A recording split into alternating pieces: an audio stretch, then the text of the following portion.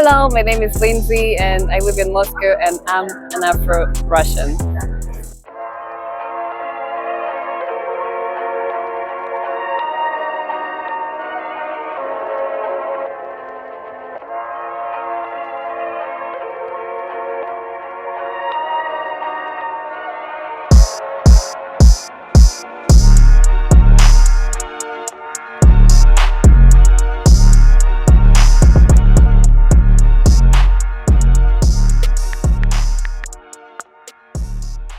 So we are here in Russia, Moscow, and you were actually born here. What does that feel like, full circle? It feels amazing, 34 years down the road and I'm here standing at the square, at the red square where I used to walk with my mom and my brother when I was still little. And that's true, I was born in Moscow.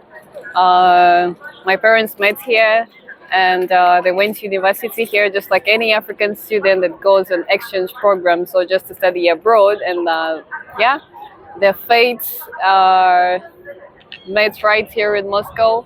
And so that's how I was born here. Some people might actually think that you're visiting. How do they react when you speak Russian and you're actually from here?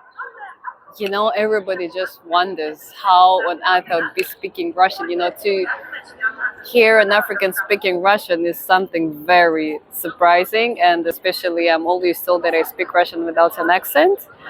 Well, that explains the fact that I was born here, and probably that's why I speak without an accent. But I'll not forget to mention that when I even returned to Moscow, I'd already forgotten how to speak it, so I really forgot Russian a little bit. But when I got to relearn it, and relearn everything, it feels like I've never left this country. So it's different. Sometimes people approach me and they speak to me right in English. Some speak to me in Russian, like they feel I speak Russian, so they speak to me in Russian. But when they hear me speak Russian, they feel it's like, oh my goodness, what just happened, Yeah. What assumptions do people have when they meet you at first? The first assumption is I'm certainly a foreigner, right, in Moscow. So everybody asks me where I'm from. And when I say I'm from Moscow, they're like, really? I'm like, yeah, for real, I was born here. But I realized that most people associate like where you're from because of the skin color, of course, because they feel like it's something rare to them and like, well, you were born here, but you definitely have roots maybe from Latin America or from America or from where. I'm like, no, my roots are from Africa. So most of the times I'm associated with a foreigner in Moscow. So let's talk for a bit. This is your stomping ground. Yeah. So can you walk me through it? How was it growing up in Russia? Oh, coming to the Red Square was like, it was a great feeling. I think that feeling has never changed. Like I'm seeing so many people around right now, and it still feels the same. The Red Square has always felt like a sacred place. It has felt like a holy place, or like a place of unity. So normally, back in the 90s, there are very many families that used to come around here with their children, like showing them all these red walls and the cathedral right in front of us. And it still feels the same. It just feels like, my goodness, Moscow hasn't changed really for a bit. The Red Square most especially. And like the thing I was really longing to do when I returned is to come to the Red Square, because it takes me back to the childhood memories.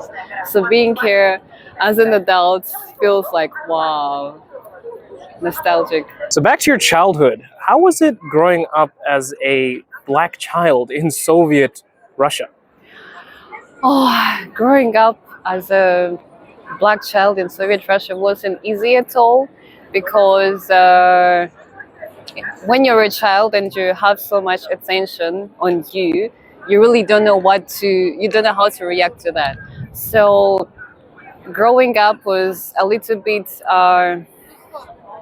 it was more of, I think, a closed environment for me. I felt that I was too shy to be out in the public. I was shy to interact with friends because of me being African. But what's amazed most of the friends that I made actually was that the fact that I was speaking Russian just like them, like a native. So I went to school, to a Russian school, and I had Russian friends. Of course, I had the Russian teacher. And one of the most interesting things was that we used to have a spelling test every week, I think, or every day. I really don't remember, but we had a spelling test in Russian language, and I was always the best in that spelling exercise. So my class teacher and my classmates wondered how would an African beat them in a Russian test. So I know. And yeah, but I made friends. I had those boys that used to disturb me, that tried to, like touch my hair Oh all no. the time and ask me what, like, can they feel it, or where am I from, or why am I so dark, and etc. Yeah, but I always responded to the questions without aggression and just the way they are, and like people got to actually get used to me and relate with me normally. And my class teacher was always by my side. She was my defender in my classroom. So she was the person that I used to run to in case of anything, and I had a great time. I had a great time. I felt super protected. I felt super warm.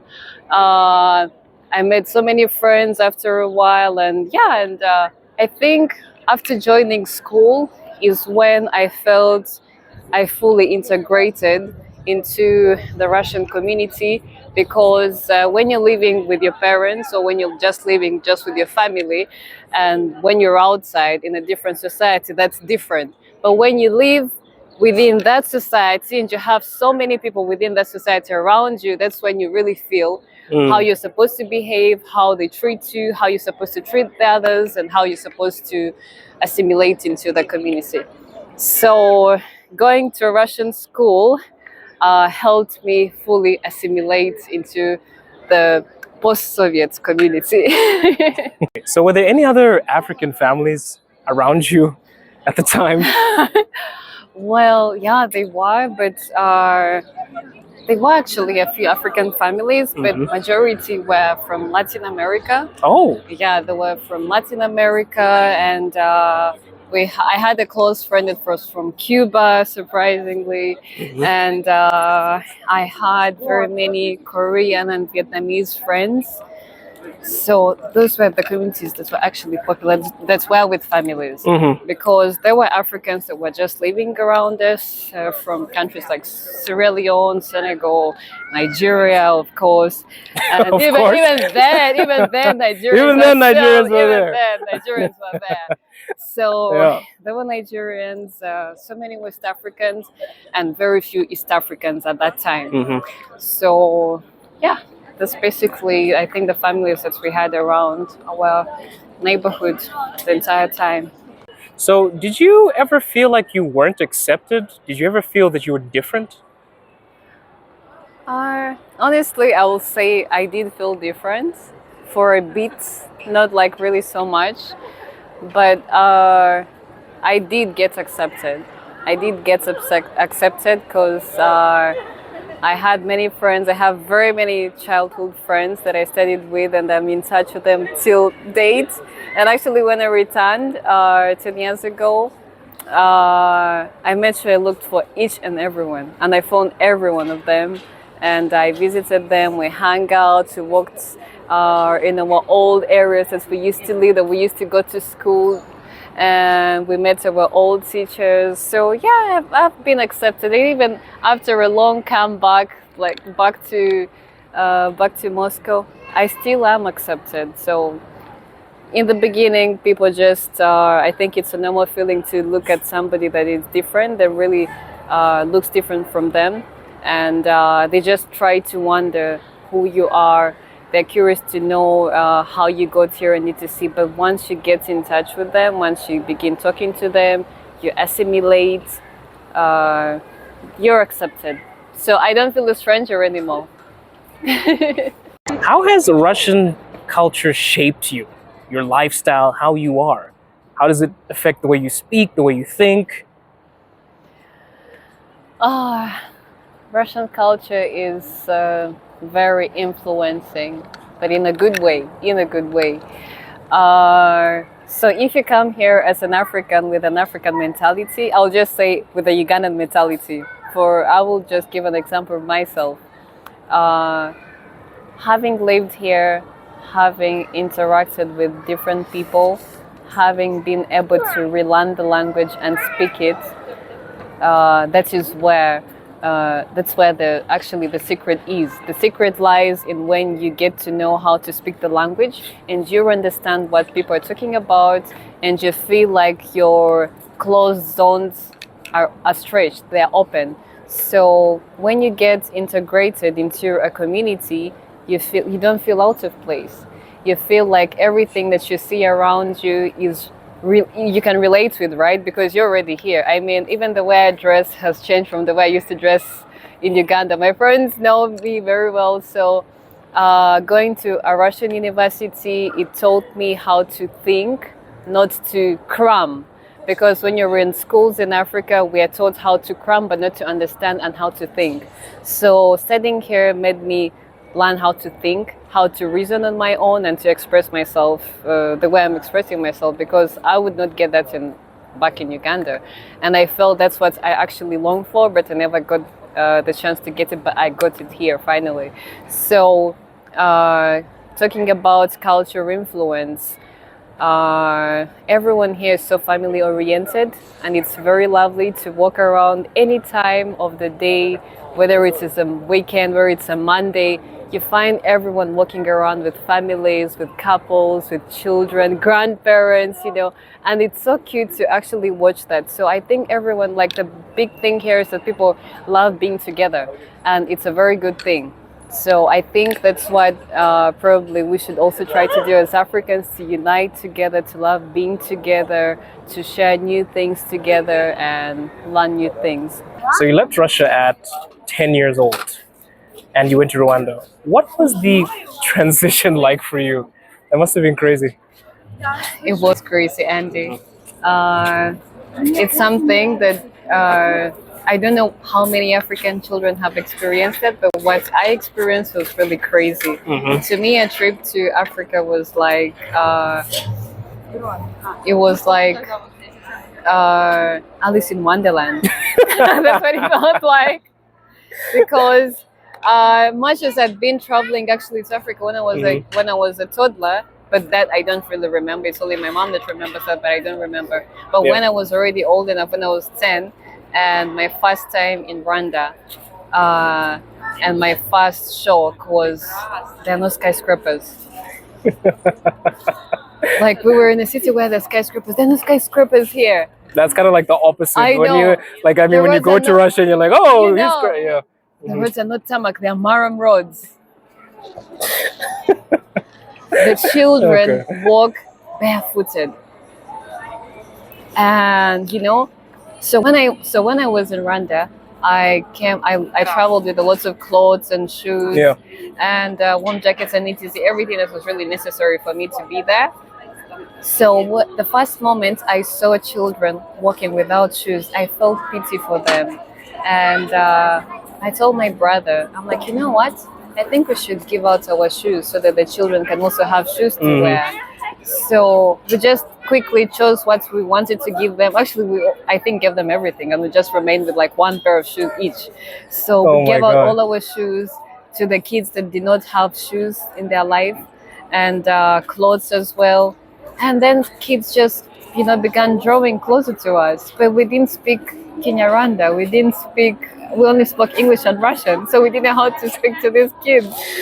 It's crazy because, like, okay, but did you learn how to speak the language eventually? Yes, eventually, yeah. Eventually, I learned how to speak Kinyarwanda, and the children there in the neighborhood took me through the activities they loved. They loved going up the hill for dances, for the cultural dances in the night. And they'd go with their drums, and the guys would hit the drums. The girls would stand by the fireplace and dance. And it was so lovely. Like, there's so many things that I did at that age that were really, of course, odd, that you would not see in Moscow in the city life, and like ordinary life in Africa. right? In every household, in every African household, a girl is meant to learn how to cook, how to clean, how to fetch firewood, how to fetch water if you're living in the village. So I learned how to do literally everything. And I'm so grateful to the new friends that I met there that gave me even life hacks of how to carry water so that I don't have to feel pain on the head. Oh, so you can carry? Yes. I You don't know, have to even- carry okay. jerrycans. You know, jerrycans like 5 liter. 5 liter jerrycans are not heavy, but when you're carrying like a 10 liter jerrycan, oh my goodness, it's so heavy. 10 10 liters. liters jerrycan. Yeah, you know. Okay. So, yeah, it was interesting, and that was literally like the first culture shock that I had. But after that, I quickly got used to everything. But when I went to school there, that was another fiasco. What was that? The teachers knew that I didn't speak Rwanda, and they knew that I only spoke English and Russian, and they're like, they just could not understand, like, where is this child, you know, like, where did this child grow up? How can you not speak Rwanda? Like, they could not understand Russian from where, you know, like, who on earth would be speaking Russian in Rwanda? In the Rwandan. So you were there speaking Russian to the locals? And Okay. And then? so the syllabus, of course, everything was in Kinyarwanda, and very few subjects were taught in English. Yeah. So, but I found myself learning how to speak Kinyarwanda with like time after time. Even during the class, I used to learn certain new things that I even never really knew about. So I learned how to speak the basic Kinyarwanda with friends. But when I got to school, the teachers actually had the the old people, when the old people speak the language in that way that you feel like, oh my God, I know nothing. There is nothing that I really understand here. Because we always water that down. So yeah, but that went well, really. Like, I got used to that. I got used to being treated even a foreigner in Africa. I was still a foreigner, imagine, you know. So life just moved like that. And but the learning process there was really amazing. It was interesting. And then Uganda happened. When Uganda happened, we moved to Uganda and went to a primary school. All the kids looked at us, and I don't know what was that about us that just felt like we were foreign. I really don't know. I'm like, but we're like, you know, like, You look like, the same. What do you we mean? look the same. Yeah, We're all black. We're I all Africans. So I was wondering. I'm like, we are black. Like, what's that about us that makes us look different? You know. So they used to tease us the way we used to speak English. That our English was kind of different. Wait. So you spoke with a Russian accent? We spoke with a Russian accent, Oh and my God. we were nicknamed Putins Kids. Like, how would you I'll take that as a compliment. You know, like, how did the children Okay. think about that at that age? It was like so funny, you know. So anyway, that was how I used to be identified in school amongst my teachers. Of course, the teachers would call me by name, but everybody knew that, yeah, those are Putins Kids. So nice. Thank you. Okay. And then you came back to Russia. What brought you back to Russia? I came back to continue with studies in Russia. You sound so depressed when you say that. I didn't expect to come back, honestly. I didn't expect to come back. I think that soon. I mean, 15 years later, it's not that soon. Yeah, it's like long enough. But yeah, I came back to Moscow to study. When I was planning to join university here, my first thought was I would do something I would not be able to study in Uganda. So I chose Chinese philology. And Oh wow. 你会中文吗？不会。Okay, this is the theology part. Okay, yes. So, my dream was that I would learn Chinese and go back to Uganda and be like the go-between or the bridge between Russia and Uganda and China, because there's so many Chinese companies in Uganda and they're doing a lot of construction in the country. So I thought I'm going to be the right person for that. So The honesty. So I had a long preparation for my exams, and I also gave myself conditions. If it's not Moscow State University, I'm not going anywhere. It has to be only that university that I will join, and if I don't join, I'll have to resit for the next exams and then join until I'm able to join. So relearning Russian really wasn't easy because I thought I literally gave up because every time I would be reading something or every time I would be trying to learn new vocabulary, I'd feel like everything is so different. Like I did not study this before, I did not say this before, and then I was so bad with dates because I had Russian history, and every time I knew like everything, like I knew the sabытия, so I knew all the events, the chronological order of all the events, but I used to forget the dates. And that was very important to pass their exams. So literally I had to prepare for Russian history and for Russian language. I was lucky that the exams were oral, but it seemed like it was easy, but it wasn't easy at all. Because if you don't know how to express yourself, like what are you going to even say? How are you going to begin expressing what you remember? You know, like you're not going to be in an exam and be like, I don't know this in Russian, I know this in English. I'm like, this is what's happened, but I don't know how to say it in Russian. So that would really be unserious. So I had to intensively study, and I even went for the Russian exam, the Russian exam that you're supposed to, I don't remember where we used to do that exam, but like every foreigner has to actually do that test to have your proficiency level and etc. So I did that exam in the first place, and I think I got 80 plus, something like that. 85, I think. So after that, I'm like, okay, now I'm ready to sit for my exams. So I sat for my exams, and guess what? I passed. But then the next thing was like, am I really going to be given Chinese or not? Because that was a hard one. So, Chinese is hard. Yeah, the Chinese was very hard. So I was excited that I passed the exams, but then I'm like, am I going to be admitted at the Chinese faculty or not? Because it's very competitive and etc. And I got admitted. I was admitted, and of course it was shock to see an African studying Chinese in Russian. I felt it was like a suicide. Yeah, it's very confusing. Those things don't usually go together. Yeah. It felt suicidal, you know, like here I am trying to polish my Russian, and I'm getting another foreign language that I don't know at all, that I'm just starting from scratch. I thought that I really didn't know that Chinese was actually that difficult until I began learning it, you know. So we had a native lecturer and a Russian lecturer. The native lecturer always spoke to us in Chinese. She never spoke Russian. Her Russian was so bad. So we had to speak to her in Chinese. So when the first time she saw me, she's like, Lin, you really want to study Chinese? I'm like, yeah. She's like, you're so confident and so, you know, you feel you're going to manage this course? I'm like, yeah, why not? She's like, I've just never come across Africans that actually get interested in learning Chinese. I'm like, well, I'm interested. So she's like, okay, let's see how it goes. So we had our Chinese categorized in those that spoke it very well and those that just were perfect. They knew how to speak it very well. They knew how to write it. They knew everything. So my spoken was the best. Pronunciation and everything.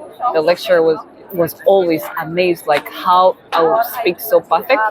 She's like, the only problem you have is just the hieroglyphs. And I'm like, yeah, I know that's the problem that I have. So, but otherwise speaking, it was just fun. I mean, up to now, I remember this guy, Andelia from our dialogues that we used to have in our groups. And we used to use that name and some other name over and over again to keep having dialogues with each other. And those dialogues actually helped me understand the language. The most challenging part was just the grammar. I just didn't understand how all that grammatical construction happened. So, and then later I decided to just swap courses, and I'm like, I think I'm not going to do philology. I'm going to do international relations. And I still had a dream to continue with international relations. I mean, like overall, right? To still keep in the line of Russia, Uganda, Africa, and etc. in that format. So I joined international relations. Guys, I was not the kind that was ever interested in politics, in international relations at all. Not at all. It just wasn't me. But if I'm to now really answer the question, how the Russian culture actually influenced me, yeah, studying in Russia does a lot of things for you, developmental wise. You really develop. So I picked interest in politics. I don't know from where. I began watching talk shows. I began watching so many documentaries. I began reading so many history books, so many journals, also foreign and everything. I was reading everything. I was interested in literally everything. So it was so surprising that I felt I knew so much that when I was sitting in class, I felt like, but I saw this in the talk show last night. What's it like being a Black woman in Russia in 2025 right now? 2025 in Russia is a period where people are more expressive and people are not afraid to really throw compliments. I get that a lot. The whole interview period, everyone was saying, "You're so beautiful." You're so... And it's like the most random people on the street. Yeah, Exactly. And it really doesn't matter where, on the streets, in the metro, wherever, anywhere. Like everyone always comes to me, and the most funny thing is, it's women. It's never the men. It's never the men. It's always the ladies that compliment me, and I'm like, oh my god, but it feels so pleasant. Also, Do you ever get a big head, like, yeah, yes, of course, look at me, or do you ever or do you just keep level-headed, or? No, okay. I just keep it cool and like, thank you, So yeah, so a Black woman, an African woman in Russia in 2025 is a lot of attention. You really have to pay attention to the way you dress, the way you look.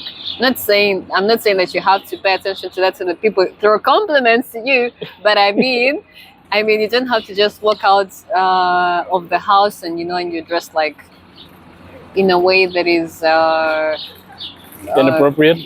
That is inappropriate, so that is going to provoke people telling you certain things. So it's just being well dressed, smell good. People always notice that. People notice the tiniest details that you feel people do not actually pay attention to. Most of the times they walk even through the metro, and ladies, when they're always at my back or the front, they're like, you have a very beautiful perfume. What is it called? Oh my god. So like everyone looks at you from head to toe. So self-presentation is very important, guys. If you're walking out the street, like I always tell my friends, I always even tell my family that self-presentation matters a lot. You may say that people think about other things, but the way you stand out on the outside is what matters the most. That is the way people perceive you. If you want to be perceived as you want to be interesting to interact, you also have to know how to do that, how to show that. You have to be kind. That is what is really appreciated these days, because people are looking for real hearts. Yes. Real souls. They're looking for reality. They're tired of fake everything. People smile out of the blue, although it is not so it's not really in the Russian culture to throw fake smiles, because people generally smile if they feel they want to smile to you back. And I think it's cool. So being a Black woman in Africa, being a Black woman in Russia, in 2025. Is about self-presentation and discipline, because that is what sells you. That's your image. So wherever you are, wherever I go, I know that I'm trying to create an image. That what I portray is what I'm supposed to be as well. So I'm fortunate enough that what I am, I do not fake it. I'm the way I am. And it's always pleasant when natural things happen to you organically, just because it's the way you are. You know, you Yeah. find yourself in this. You find you fit in every sector just because you're yourself. You know, you don't fake it. So, yeah. And what about safety? Because as you said, you know, you can walk on the street, people call you beautiful. Do you ever feel like you're in danger at any stages, or is it just like lighthearted fun, like, oh, I feel so nice that you call me beautiful, or does it ever get creepy? It's never got creepy for me. Mm. It's always, yeah, like you said, it's always that light-hearted fun. People look at me with kind eyes. People look at me with inquisitive eyes. Mm. People are really interesting. Like, people are good to me, and I'm happy it's the way I feel here. So I really feel safe. I can walk anytime, whether it is 1 o'clock around Moscow, and no one is going to say anything. No one is going to. Of course, there are guys that want to, to get to know me, like. I think that's everywhere. Yeah, that's everywhere. If you're a good-looking woman, guys Yeah. are, hey, where are you going? Yeah, every that's guy is like, normal. I want to get to know you. Can we grab coffee? Can we grab what? So those ones I always like ignore them. I just act like I do not understand Russian. But in general, yeah, it's fun. Really, I'm safe. I'm okay. Yeah, I like it.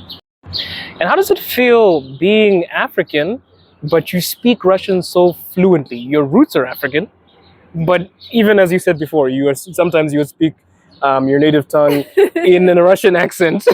How does that feel? Oh, it feels. It's a confusing moment sometimes when people notice that. But it's also cool because it's also cool to be able to switch from one language to another. And I think Russian has predominantly occupied its space in everything. So even when I speak local languages, one can tell that I'm speaking it with not even English accent, but some kind of far accent. And there was this moment when I was in Uganda and I was speaking to one of I was at the embassy of Uganda the embassy of Russia in Uganda, and I was speaking to one of the staff, and he told me, "You speak with a Russian accent." And I was so surprised because I'm like, how can that be possible? How did you even pick that up? How? Oh my god. So, and feeling even like I know I'm deeply connected to Africa, I still love even feeling African. Sometimes when I'm speaking to my mom, I speak to her in English, but to my brother, I speak in Russian. So both of us never speak in Russian with our mom. I don't know, it feels so maybe odd to us, like we cannot speak to her in Russian, yet she knows, she speaks Russian, she understands it very well, but I don't know, we just don't know how to speak to her in Russian. So we're fond of speaking to her in English every other time. And sometimes when we're joking in between, I'm the one fond of mixing Russian with English. Oh so my god. I could be like, I forgot как это называется.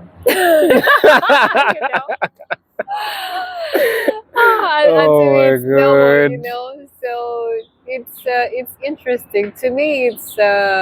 It's not something that is confusing. It's something that is fun. Yeah. I feel that it's important. I think life would really be so boring for a person to just know one language. Truly.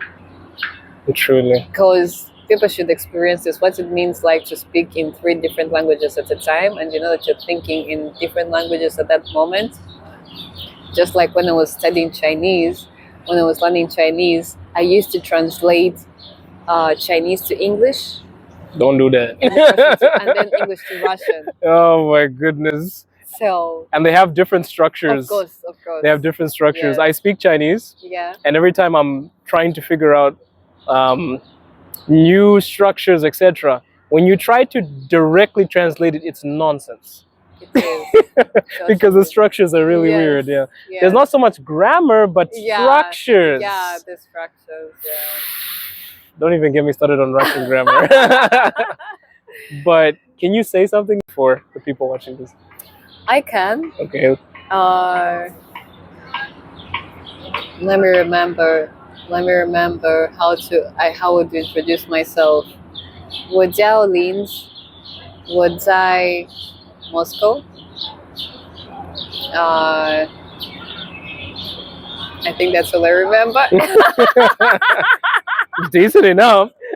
And what about in Russian? Because I'm sure they're very curious to hear you speak. Can you talk about the park in Russian? Oh my god, yeah. Okay. Ребята, мы сейчас находимся в парк Зарядье. Это один из моих любимых парков. Просто потому, что он ближе к центру. Здесь все время так тепло, красиво. Мне нравится, что столько деревьев. Мне нравятся холмы, которые тут разные. Да? Мне нравится, что тут можно даже устроить крутую фотосессию, лично свою фотосъемку, или просто даже прогуляться. Недалеко находится вот мост, который идет к Маяковской, не Маяковская, как это называется, театральная, по-моему, не театральная, даже забыла. Ну ладно, неважно. Но самое главное, что мне нравится атмосфера именно в этом парке. Он сильно отличается от парка Парк Горького и Парк культуры. Тут реально настоящий, не знаю, парк в центре. Да. I just like, okay, now close your eyes and play back the recording. I think they'll think a Russian person is speaking. Yeah, I don't hear any accent. Not like my Russian is good. I'm finishing A1 this summer. Oh. But when I listen to people speaking, I can also hear a foreigner speaking Russian. Yeah. Because I know a few languages and I understand when a person is trying to pronounce something, but perhaps it's not their native tongue. Yeah. But when she speaks, it's like I'm hearing somebody speaking behind me. I'm like, whoa, what is going on? Okay, good. I guess the last question, because we're going to have to head out. Tell me briefly about what your family does, because earlier you talked about you having a family business. Can you tell me what this family business does? Yeah, so about our family business, it's a travel company. We deal with high-end clients, high-end guests, tourists that travel to Africa, and we send them to Africa on safari. So my mom, my brother, and I, that's all we've been doing. Of course, my mom has been in the business for over 25 years. Wow. So my brother plays a role. I also have a role in the business. So we all work together, and we sell unforgettable emotions to the Russians that travel to Africa. Wow. Yeah, so basically we don't do the usual group packages that normally people have and people have to share all the time. We are customized. We have customized itineraries based on the demand, the interest, and the travel experience of the client. So every person that comes to us on inquiry for a trip to Africa, it's like a new chapter. Like we have a whole safari book of guests, but like every client is a new chapter because everyone has like different requirements, different demands, different interests, and everything. Lifestyle. It's also easy to determine even a destination by lifestyle of a person. So yeah, that's what we do. And our destinations in Africa are East Africa and South Africa, mainly the whole of East Africa: Kenya, Tanzania, Uganda, Rwanda, Botswana, South Africa, Zimbabwe, Namibia, Zambia. Yeah, nice. Those. I'm not even Russian and I want to sign up.